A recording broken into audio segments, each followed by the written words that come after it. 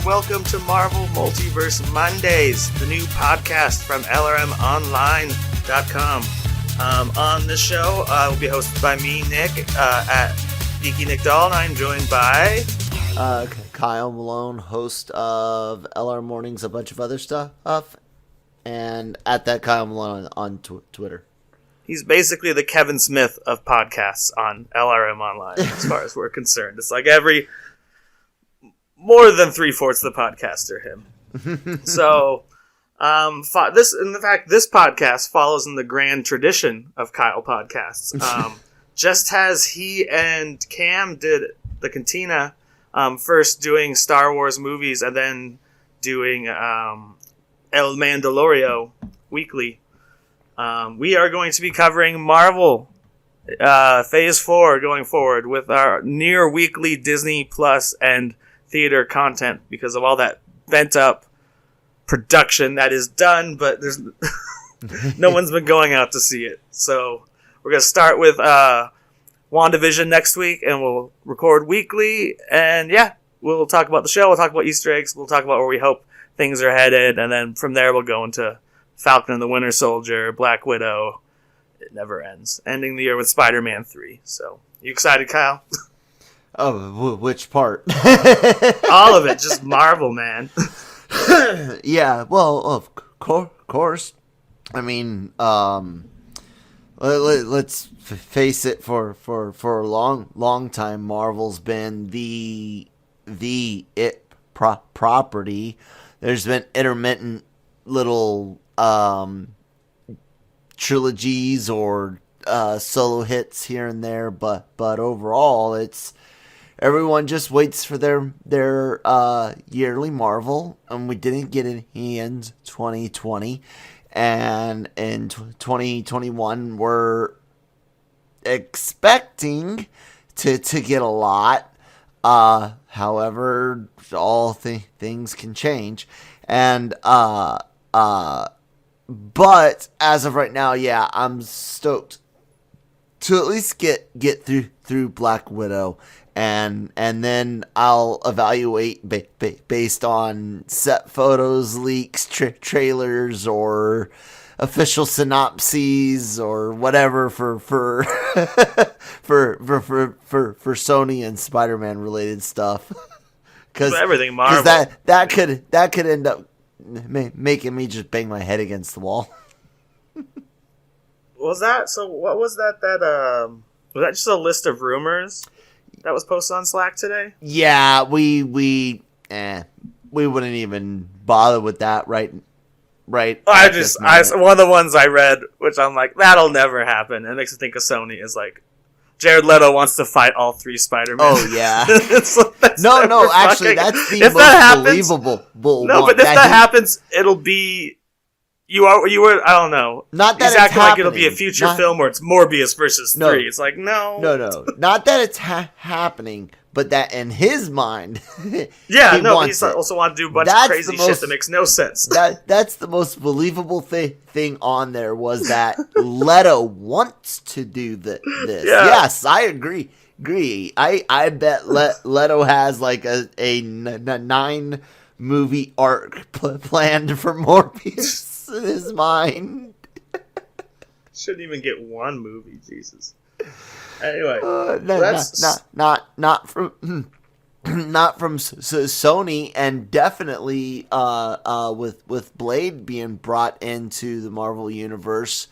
God, why can't fucking Sony just get over themselves and sell us Spider-Man for like $4 to $6 billion, and Morbius could be introduced in Spider-Man, but could play heavy in Blade.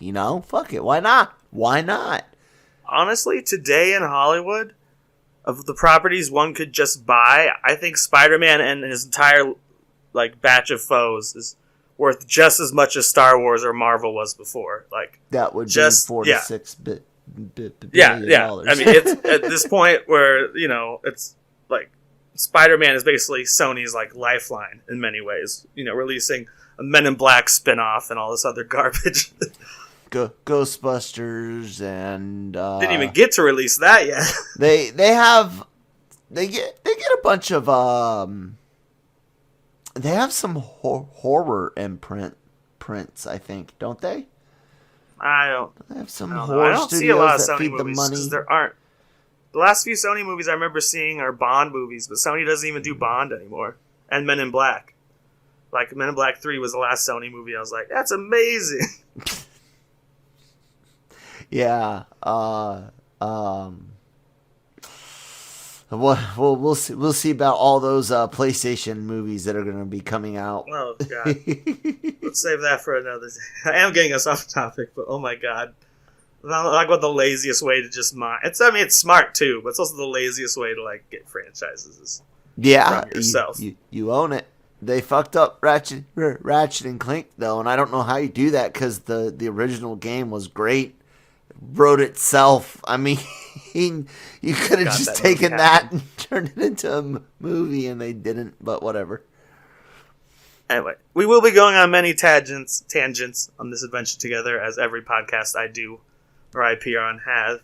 But I want to start with how we both became Marvel fans, without being too rigid. Like, it doesn't have to be, not talking MCU fans, but when were you first a Marvel fan? Oh, so people know where we stand going into this marvelous adventure. Comic books, X-Men comic books from friends' houses, which led to the cartoons and Spider-Man cartoon, and comics is definitely what started there in the early 90s. And then finding out later on that some cartoons I liked, like Ninja Turtles, were actually comic books first, blew my mind. So that's what I got into. But today, like, I don't have any Marvel books on my pull list because I don't know how. There was a couple good books after 2015's Secret War. Doc Strange was good for a while. Moon Knight was good for a while. Miles was good for a minute, but eventually I just stopped caring about capes and pretty much read Power Rangers and Ninja Turtles. Gotcha. Now, mine's going to be, knowing me, and I've even said it before, what age do you think I got into Marvel, approximately? Or what level? How mainstream was it before I even watched it? I already know. You know this from our very first... Me, like I said, it was early 90s. I'm talking like 92, 93, like, so 7, 8 years old.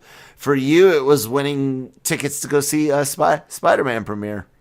No, I was slightly confused. Oh. It was, okay. I won tickets to see Spider-Man 3 after I was a fan, because I applied for those tickets every day, because it was my favorite film franchise. Got it. I saw it I got into Marvel the second weekend of Spider-Man's release, because everyone in my school saw it the first weekend. Oh, that's... And then I even bought the score, not even the score, like just the soundtrack with like the Strokes and stuff on it. Yeah. Aerosmith's doing a Spider-Man cover, and listened to it all week on loop after I finished my homework while sketching a drawing of Spider-Man I sent to Nintendo Power.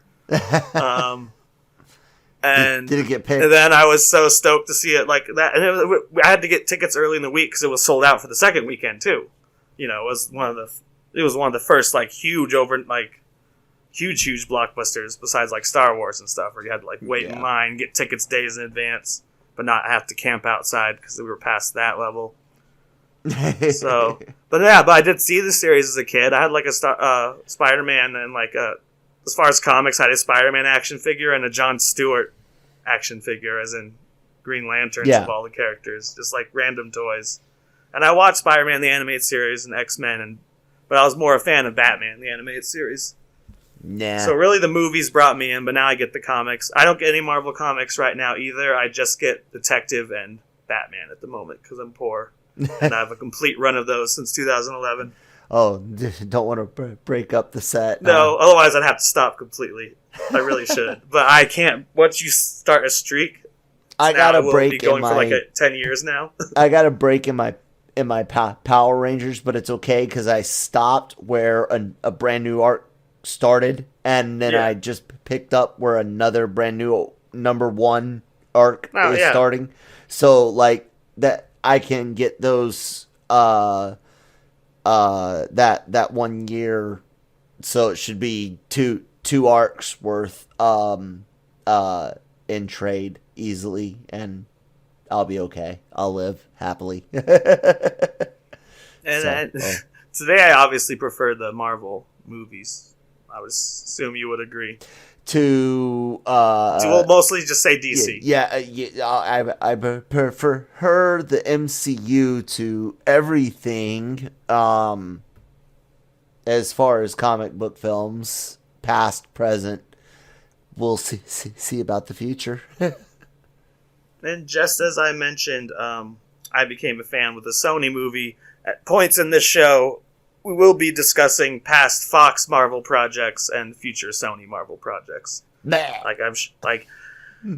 though it's not this is not just the MCU show. We will review we will talk about Venom: Let There Be Carnage when it comes out, and we will talk about Morbius when it comes out for you guys. At least I will. I can get Kyle a replacement that day. I'll find a replacement for Kyle, though. We also hope to have guests on the show. Kyle be rage quit. Already? You just have my microphone turned down like the day after Let There Be Carnage is released. You just have you and someone else are reviewing it, and my mic's like turned down to like 10%, and it's just me raging in the back. God damn, motherfucker! Have you ever read my Venom review? Bullshit, motherfucker! What? Have you ever read my Venom review? No. I did the unofficial one because I could get free passes to it. Yeah. So like they were getting Fox to the real one, and I wrote like a response the next day. Yeah. Jammer let me put a fuck in the title. It was like fuck this movie or something, and I gave it an F- and said it's one of the worst pieces of shit I've ever seen in my life in any genre. It was terrible, and it's the one thing when a lot of things get said about China, and people need to be careful because there's a lot of things that are the Chinese Communist Party's fault and atrocities, and then the Chinese people have nothing to do with that. They're not like armed or able to throw off they're bad guys. But I do 100% but blame Sony's ballsy movements with Disney over Spider-Man because of Venom's success in China on the Chinese people. That's your fault. I will never forgive you. Venom did well here too. No, it didn't. Dude, it didn't. It's one of the movies that needed the worldwide market. It was what, like 130 million in America? Well, that's good when you're not looking to be Amazing Spider-Man 2, which did flop and won even more than that. Although my cat's scratching shit. Well, Harry Osborn, stop that shit. No, sorry. It made 213 domestic. Yeah. Is that more than Amazing Spider-Man 2? Can you search that real quick? That sounds more than Amazing Spider-Man 2. They wanted more like 400 to 500 in order to pay for the sequel. Yeah. So they wanted to do Sinister Six. Yeah, they're still trying to do that, I think. So shut up. We are talking Marvel. I was gonna say we're not talking about Marvel right now. Amazing Spider-Man 2, just barely 202. So 213 to 202. And it's like the Joker, where you're like, this is gonna make a lot of money, but we don't expect it to do as well as our hero movie. So that's a good haul for Venom, like because it's also a lot cheaper than a Spider-Man film. Like, there's barely any Venom suit in that movie. It's mostly Tom, which I respect. It's mostly Tom Hardy acting crazy, which is the part of the movie I like. But that accent, oh god. Oh, the Tom Hardy like San Fran accent, it's a New York accent because it's not even a New Yorker. It's like some bastardization of European, of Tom Hardy? American, of Australian, and some sort of Elvish. I don't know. He mumbles. I don't know what it is. But it sucks. I've only seen it once. and then his other big role as Bane, I again have to make fun of his voice because he sounds like Dr. Dugong from the fucking Venture Brothers. Oh, it's so terrible. You I merely fucking adopted hate the you, dog. Sony. I was born into it, molded by it. That's my stupid Bane voice. That's a different universe. That's what I was thinking too. We were talking about Venom. We were talking about Tom Hardy's Venom accent, and I was like, that reminds me of something else. Yeah. The guy should just. My favorite franchise is the Tom Hardy Mask franchise. He should just Sean Connery it and just speak in his normal voice, no matter who he's playing. He's supposed to be.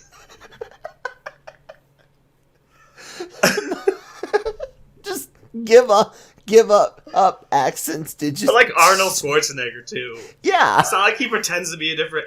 It's just he's like, yeah, I am American. I'm born in America. In this movie. Oh God. You took me somewhere I wanted to go, but I can't remember. Amazing Spider-Man. Yeah. Money was the last thing we were on to topic. No, but you just said something that made me think of something else. But oh well, I have more topics. This is sounding too formulated, but it's not.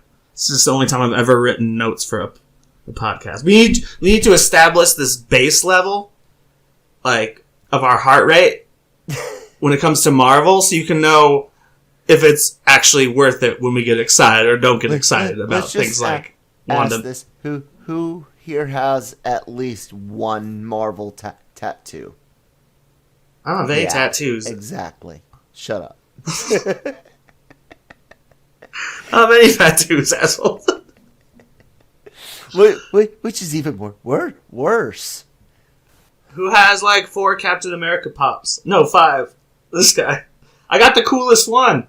I got a Captain America pop of him sitting in the chair from Homecoming. It's like its own series. Oh, okay, interesting. It's called like Lesson Cap or something. Huh. You know, it's him in the chair. Where yeah, I know. So you got detention, the educational video things. Yeah. I love those. That's got that. My 3 favorite pops are that. Getting slightly distracted, but this is Christmas shit. We're filming this early January. I still have my sexy Ian Malcolm, which is the one lying down after he got shot. No, he got bit by a T-Rex. And then I got the Grogu one that just came out with the eggs. Because I'm like, that's a controversial, funny scene. Like, that's a hilarious scene. Not fucking... No, I didn't mean controversial. Like, that's pretty dark for Star Wars. Why did they make a pop of it? I must have a pop of it. Yeah. Which is my reaction to all 3 of those. It's like, they made a sexy Ian Malcolm pop? I was like, do you not realize what frogs do to their young in the wild? Like, and do you not realize what other animals do to frogs young in the wild when they're hungry and they see it? You know? Nature. Animals suck. Just saying. This is not the Cantina, Kyle. No, it was my fault. I brought up the Yoda pop. I got a custom Moon Knight. Nice. Yeah.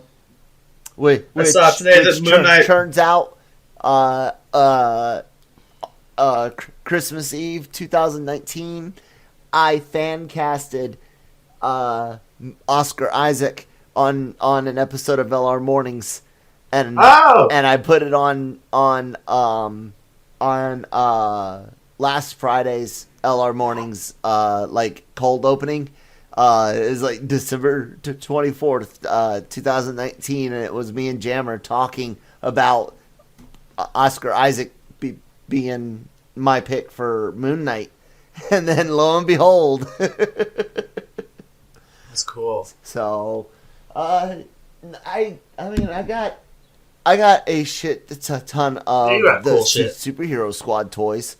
Yeah, we both got cool shit.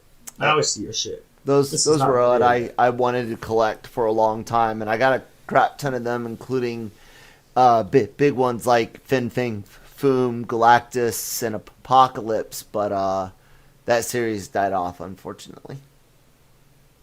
Who is your fate? Well, okay. So, let's focus back in on the MCU. I know we were literally having a Marvel fandom dick measuring contest then. Like, I have a tattoo, and I'm like, I have 4 Captain America pops and 3 Iron Mans. What is your favorite MCU? Let's say favorite movie, but let's do MCU only and forget about. Let's pretend now that we're walking into talking about WandaVision next week, and we're about to like talk a little bit about the MCU, a little history and a little expectations we have for next week. For anyone who's, been sitting for a year without Marvel and wants any help. Let's just lay, again, our base level. What's your favorite MCU movie, Kyle? I can list a few if they tie. I think to make it really, really fair and hard, remove the Avengers movies out of the equation and pick from that. What Marvel movie do I pick the most to watch? So would you pick the other Avengers as your top 4? Because that's okay to pick them as your top 4 and then pick one. What we're doing a top 5? You can do a top 5 if you want. I can. No, you just asked me to do one. I mean, because you already did. You're saying without the 4 Avengers movies, you can include the 4 Avengers movies. Well, want. then it depends. If I'm watching Infinity War, it's Infinity War. If I'm watching Endgame, it's Endgame. You can do it that way too. Then you can do it. Take away Avengers. What's your favorites? If I took away the Avengers because of just the amount of emotions that go with those movies,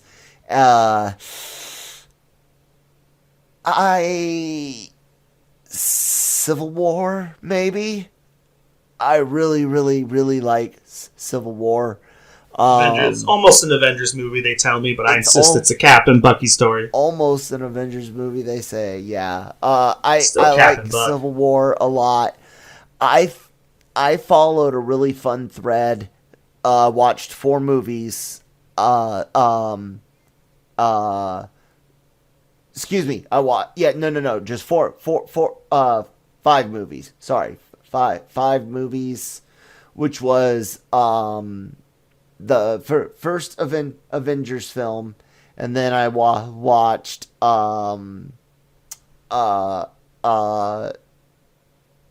Winter Soldier, Civil War, Infinity War, and Endgame, and followed Cap and Scarlett Johansson, Black Widow's Natasha's story. I followed Cap and Natasha's story together. Her story really starts in Avengers, and they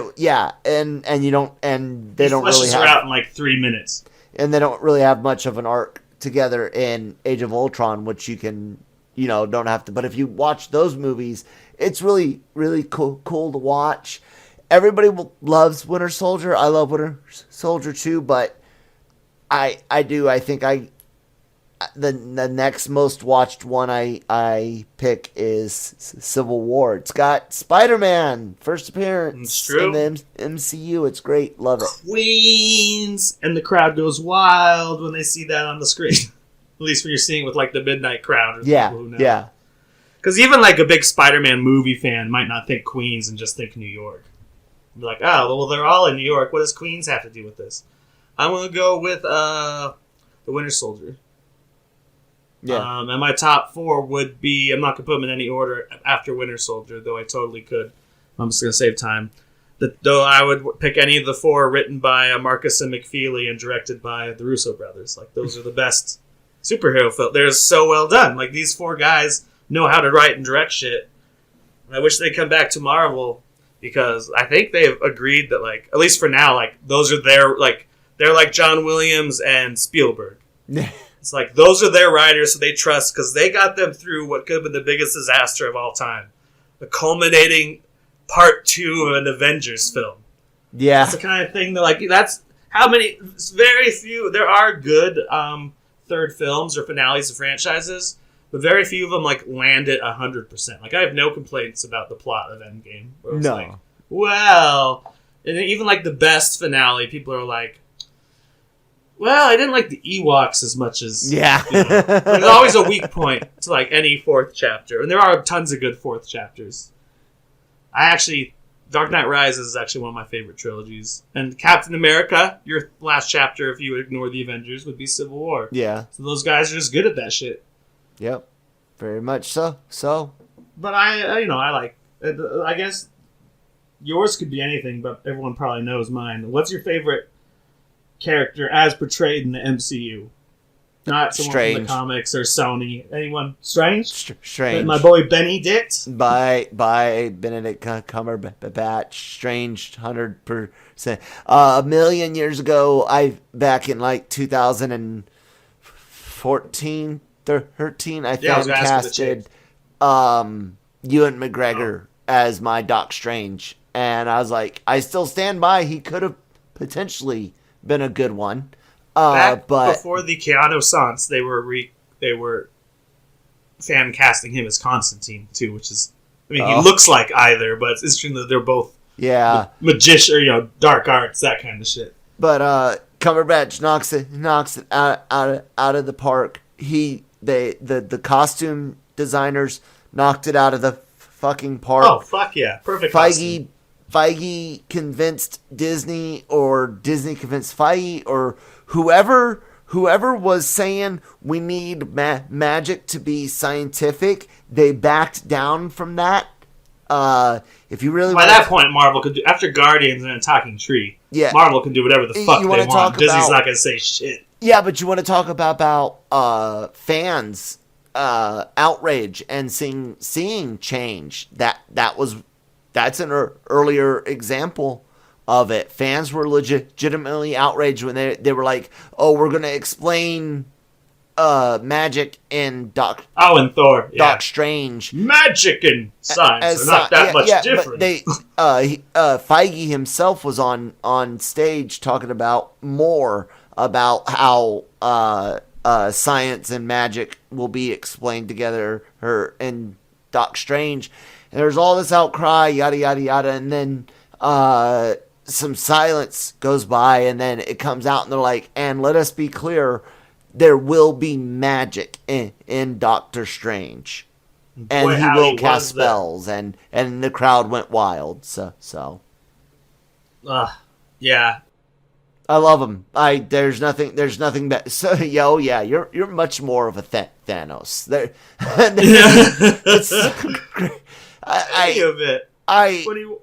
There's one missed opportunity, there's a couple of missed opportunities in Endgame, but the biggest missed opportunity is of course, I understand who and what they were trying to focus on, but really, Strange is just going to hold the water back after burying a dozen dudes in the backyard. I mean, that was cool, but now he's just going to hold water. But no, when Tony flies up to him and he's like, 4 billion, whatever the fucking one, this is the one.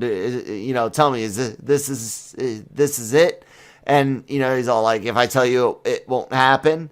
Tony should be like, I think it was even planned, or there was a joke line or something like that, but it should have been something like, well, I hope you're right. Welcome back, asshole. And then he puts his mask back on and flies off. That just would have been perfect. Because they had the best chemistry in Infinity War. I loved it. It was great. I just wish there was almost more of a Sherlock reference than there already was. Yeah. They're both Sherlocks. Yes. Or it's like, no shit, Sherlock. Yes. Something like elementary, Tony? Something something. They do have great moments, like that almost hint at that, but like they're like the smartest men in the world type moments. Oh yeah. No, when when the cloak slaps Tony for touching the vase. I'm going to allow that. What about yours? What's your favorite MCU character? Well, before that, I was just gonna say you talked a lot about Magic and Doctor Strange, and speaking of that, Magic is a big Wanda thing going forward in our future, as maybe Doctor Strange in relation to that. My favorite is pretty easy, and he's been my favorite since Phase 1, even though he's never been a favorite Marvel character of mine before he got his own film. Captain America. Couldn't even name him probably until he got his own film. I couldn't name Iron Man before Iron Man got his own film. Spider-Man fan.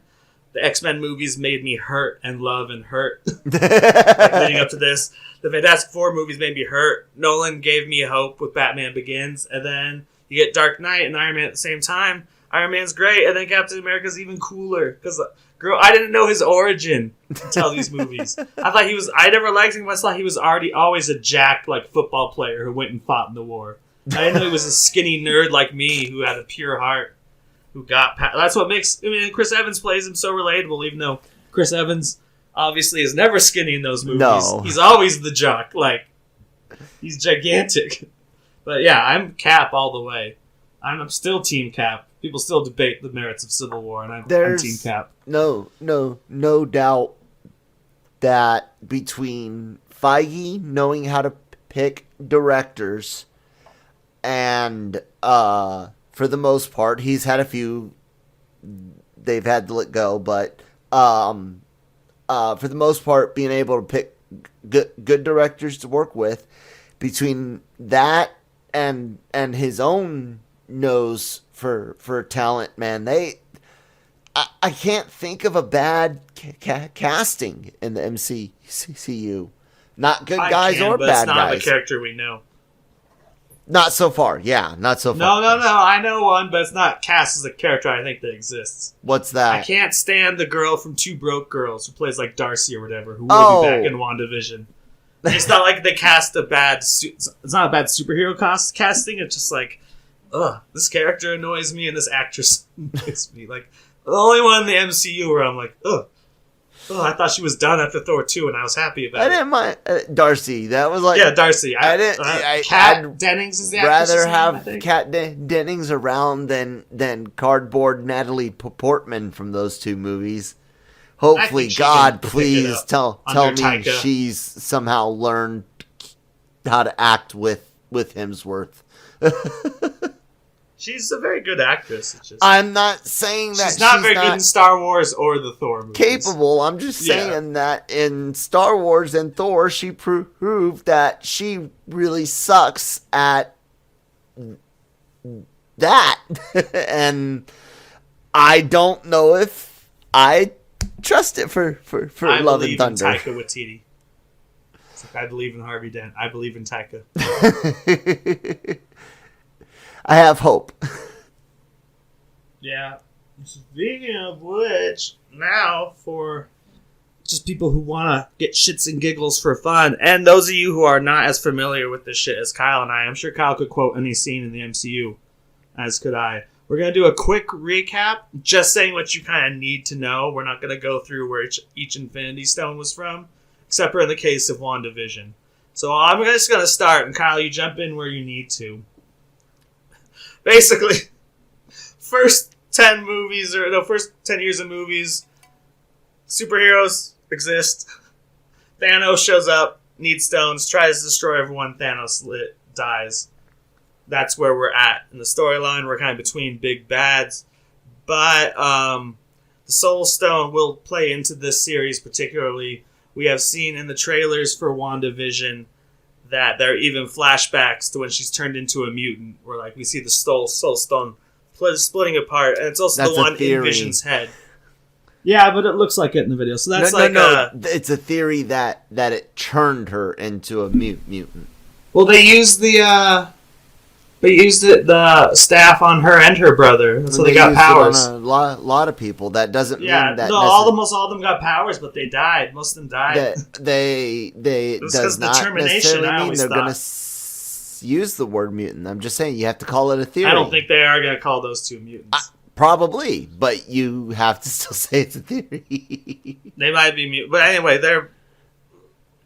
If anything, they're Inhumans, which they aren't, because that means the staff would have woke up their powers inside them like a Terrigen gas in Inhumans. But I still don't know.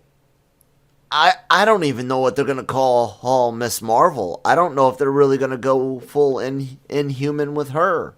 I don't know if they will either. It's interesting because they did do Inhumans on Agents of S.H.I.E.L.D. And ruined it. Is technically yes and technically not. But multiverse, Yeah, it's all a big multiverse. Anyway, Wanda, obviously Vision is dead after the events of Infinity War going into WandaVision. Mm-hmm. The last we saw Wanda, all the stones are supposedly destroyed.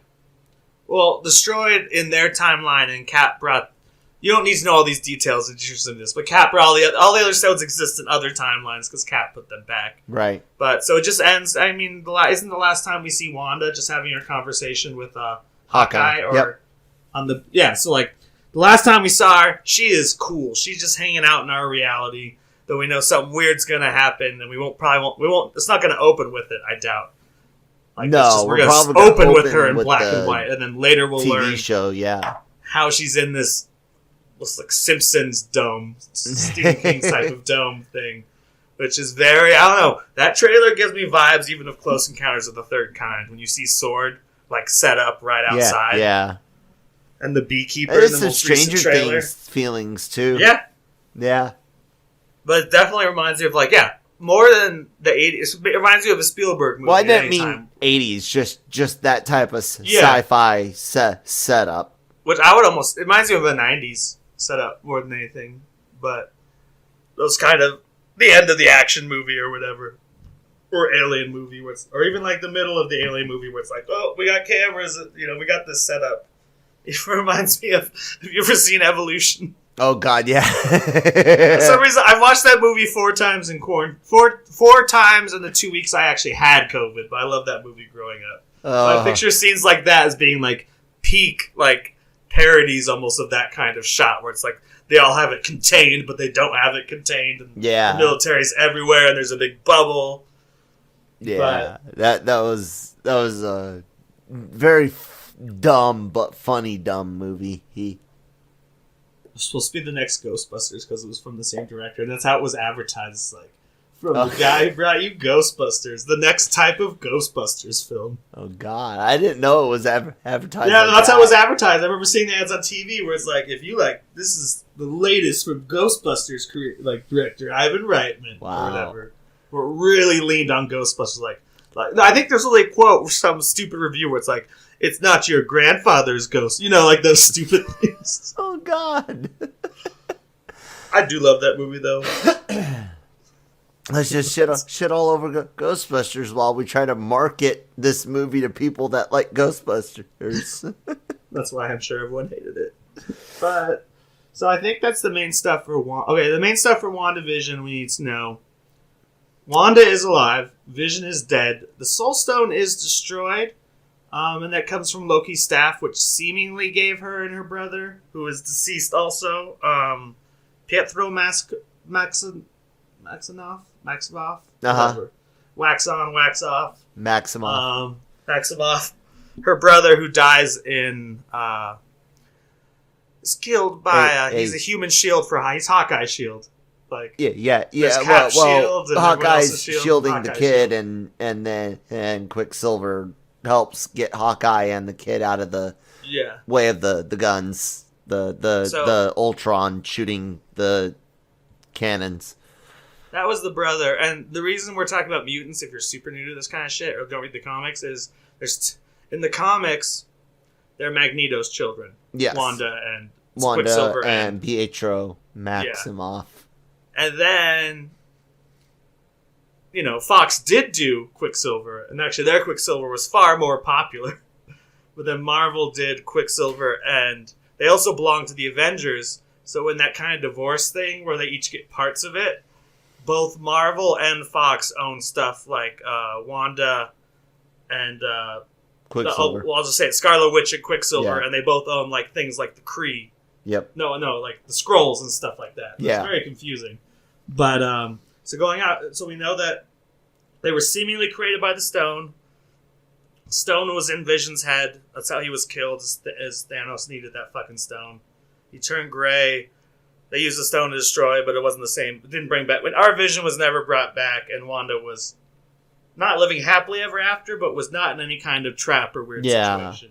She was just, okay, Tony Stark's funeral, spoiler. We're all gonna go home and I guess do our thing until we're called again. Yeah, pretty So I'll say much. that's the important stuff. And we have no idea what's gonna set her off, and I agree with you, Nick. We're gonna jump into the Leave It to Beaver 50s set, and it's gonna take a couple weeks before we know what the fuck is going on. Whether or not how many guesses do we have right? Does Wanda create mutants? Does the stone create mutants? Does she somehow recreate the stone out of nothingness? Is that what we're seeing in the trailer? Like, I had a grander plan to discuss all the open ends and Obi-Wan scene Phase 4, but I'm gonna cut that from the little talking points. We're just gonna talk about WandaVision and the arc it will grow into and stuff now. So let's talk about some of those questions, Kyle.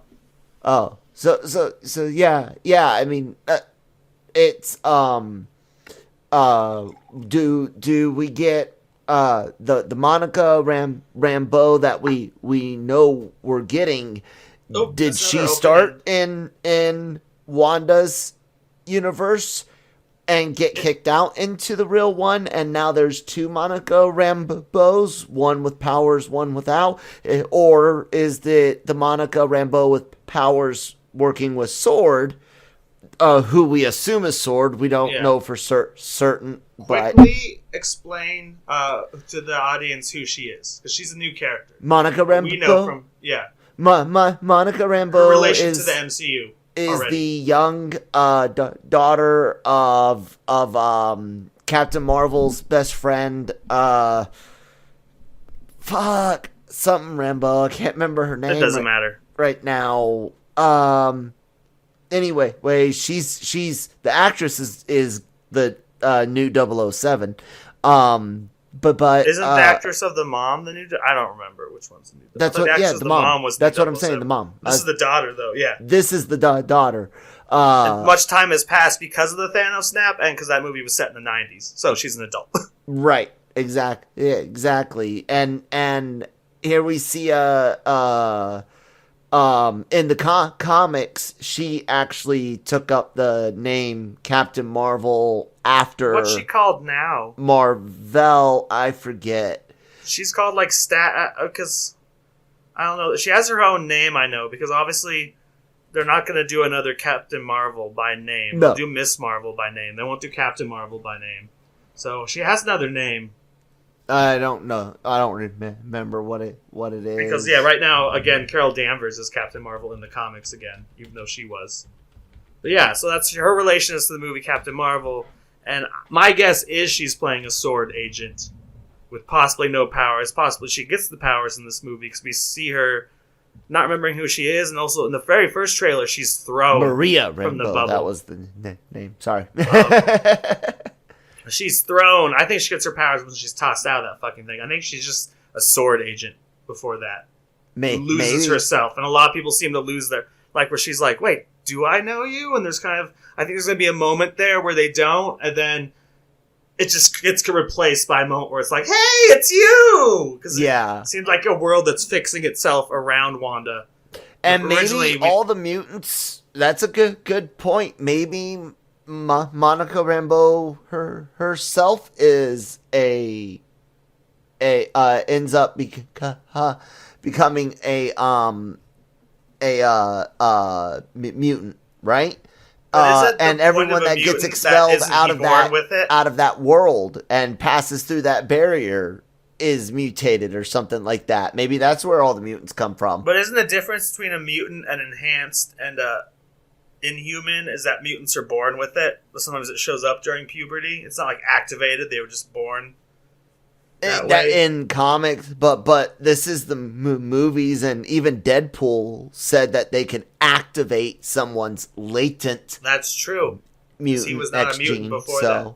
Or if you didn't have a mutant X gene, you would just die.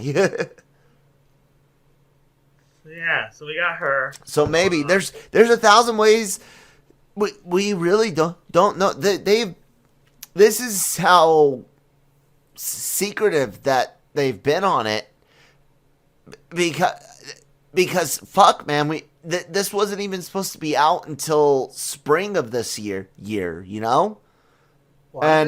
And this was supposed to be the third thing originally. We see, you know? No, it was supposed to be last year originally, though. No. Falcon and the Winter Soldier was supposed to be September, and this was supposed to be like December. No, I'm fairly certain this was originally spring 2021. Let me see here. But then, like, both productions got hit, which is why the report is they're scrambling to finish it or whatever. Yeah, they are. And then they did that thing where they split it. Or not split, but say, hey, we're doing 9 episodes, but we're going to give you 2 episodes on day 1. And yes, at San Diego Comic-Con, WandaVision was announced as spring 2021. What? Oh, really? What? I'm brain damaged. Do you not hear the stutter?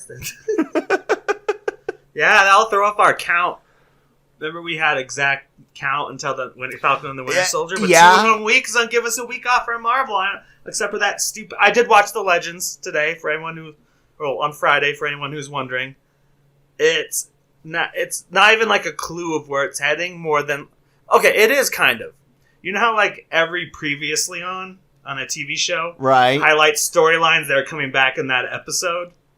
Like if the previously on focuses more on one character you haven't seen in a few episodes, you're like, oh, this episode will be about that character. Okay. It's just a previously on that highlights, you know, that they hated they got it from the same place, and they hated each other during Civil War, and they loved each other by the time you got to Infinity War. Yeah. Well, they loved each other in Civil War too. Well, no, Civil War is where they really started loving each other, and then they broke up. They were on different sides, so it covers all that and covers that Vision's dead and he had a soul stone. In his head. It's a clip show. It's no voiceover, just a clip show, about 6 minutes. I recommend you watching it if you aren't a Marvel expert, like my friends or my parents, like Kyle and me, because they'll just be like, previously on. I know people who've seen all the movies. I would show them WandaVision trailer. They'd be like, oh, who's the purple dude? And like, I think I recognize her, but who's the purple dude? No. Like, oh yeah, he's the robot created by Ultron, but also Tony Stark and Thor. And Thor. Soulstone, yeah. And it even shows the clip where he's created, and it's like, my vision. Yep. In fact, it's funny, the reactionary piece, the piece I'm talking about, spends like 3 minutes on Jarvis before he's even put into Vision. And I'm like, I forgot he was Jarvis! It's been so fucking long! Like, now he has his own TV show where he doesn't have to wear makeup for some of the episodes. I know. No, right? He went from being that... Good for him. I never knew what he looked like before when I first... Because I'd never he was... heard of him. I remember what movie I first saw him in, and he looks different. He was the monk in who self-flatulates, or whatever they call it, in the Da Vinci Code movie where Alpha Molina's the priest. That's the only movie I knew I'd seen him in. I didn't watch Da Vinci Code. He plays an albino in that movie, though, so... I'm not a godless heathen. I didn't watch the Da Vinci Code. I don't watch things that make fun of I'm joking, but no, I didn't care. It's all a big joke. I tried to get into That's it. why the bad guys are Catholics. I know. It's great, right? Just kidding, guys. Relax. It's all right to be funny and sarcastic and dark humor. Anyways, no. I love Tom Hanks, but I tried to watch that movie and I was just bored. Pure plain and simple. I was bored. I hated that movie. So, I like the book. It was one of the last books I read. But it's not that exciting. I guess if you buy into the idea of that particular conspiracy theory having merit, whether you believe in it, believe in a historical or a biblical or both Jesus or what, it doesn't matter. If you're one of those that conspiracy theory type things drives you, I think that movie seems more exciting. But to me, it was like a really, really boring Indiana Jones. Yeah, I'd take National Treasure over fucking. I Dan love books. National Treasure. I Don't don't, you but dare I'd take tarnish them that over. by putting it anywhere near Da Vinci Code. I don't dislike National Treasure because Nicolas Cage himself is a okay. fucking National Treasure. I watched the history of Yes. swear words this week and Con Air. Oh, Oh my god. I I'm don't watching think- Face Off next. So I watched The Rock twice last week. last I month. don't think people keep remembering like the bad stuff, and I'm like, no, you don't remember all the greatness we got from this guy. Shut your mouth about Those Nick three movies Cage. in 2 years were like peak 90s, not just peak Nicolas Cage. Like, So you had oh my god, like Jerry Bruckheimer one. Gone in one 60 from- seconds. No, I'm just talking about just those. Oh. The three biggest I can think of, and they're all done within 2 years, are the cheesiest ones and the best ones. The Rock, Con Air, and Face Off. Oh They're yeah. all within 2 great, years. That's peak Cage. Great. Right there. Because it's and ridiculous and great movies. Oh, The Rock is so good. The rest of them are wacky, but The Rock is legitimately a great movie with a great sympathetic antagonist. Yeah. And Sean Connery. I'm sorry to get on a Rock sidetrack, but I will talk about Nick Cage movies and The Rock all fucking day long. Nick Cage should be in the MCU. Who would he play? I have a choice already. Mephisto. Ooh. Especially since there are rumors of his involvement in this series in Loki. We'll see. I've already had a pick for him. He needs to play the third brother. Because we have the Collector. We have the Grandmaster. Grandmaster. And then there's the Challenger. And you already have the Collector and the Grandmaster are already wacky as shit. So why not cast Nicolas Cage to be their brother? And of course, they're all whatever you call immortals that have lived in the universe forever.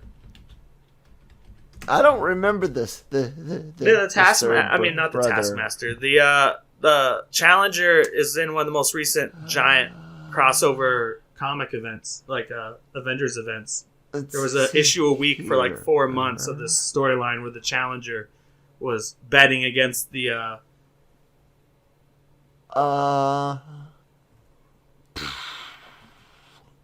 architect, astronomer, caregiver, champion, collector, contemplator, explorer, father, time, gardener, Gara, grandmaster, in-betweener, adjudicator, lady, Karina, Korvac, obliterator, possessor, promoter, runer, runner, stranger, trader, voyager, challenger, ego, living planet, Challenger right there. Matani, manifest. What's that? Challenger. Yeah, I said challenger. That's what I'm talking about. Yeah, I didn't know that one. I really Yeah. didn't. Elder of the I don't know Universe, the that's 616. cosmic shit very much. Alias is Grandmaster, according to this website. But yeah, he's one of the Elders of the Universe, like the others. Because there's a big comic event where there are these games being held by the Challenger and the Grandmaster set on Earth. They weren't supposed to. Oh, no include wonder the he was Avengers. created in 2018. I haven't read Kate Yeah, I read books a in recent forever. Marvel run of him. I think Nicolas Cage should play him, a brother okay. of the other two, because they're Got all it. wacky. Even like Benicio del Toro, this is like his takes it wacky, like he's doing Fear and Loathing. But so I guess we're about to be an hour long. I don't like to go too much longer. One of the last things we can kind of discuss is that we're looking at I've seen someone point out online that there are multiple arcs going on right now. If you put the shows in order, like Ironheart is going to lead into Armor Wars. That's an arc. Like Secret Invasion is going to grow out of Miss Marvel and Captain Marvel 2 and stuff. And the arc we're seeing here is the multiverse arc with WandaVision, we think, feeding into Spider-Man, feeding into Doctor Strange in the Multiverse of Madness. Right. So we believe this kind of rips shit up in the way that we're doing almost a Tarantino-esque type phase. Time and location wise, possibly, where instead in the past, other than Captain America, Captain Marvel being the period pieces they were, time moved linear with the movies, and now with these shows, time might not be moving for the same for everyone.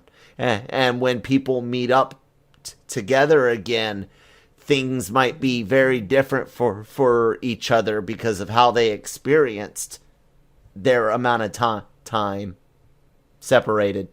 I think Feige will make that obvious to people, but I don't think enough people will watch my parents and my sister don't want to watch the Disney Plus shows, that they'll just feel lost when going to a movie after this.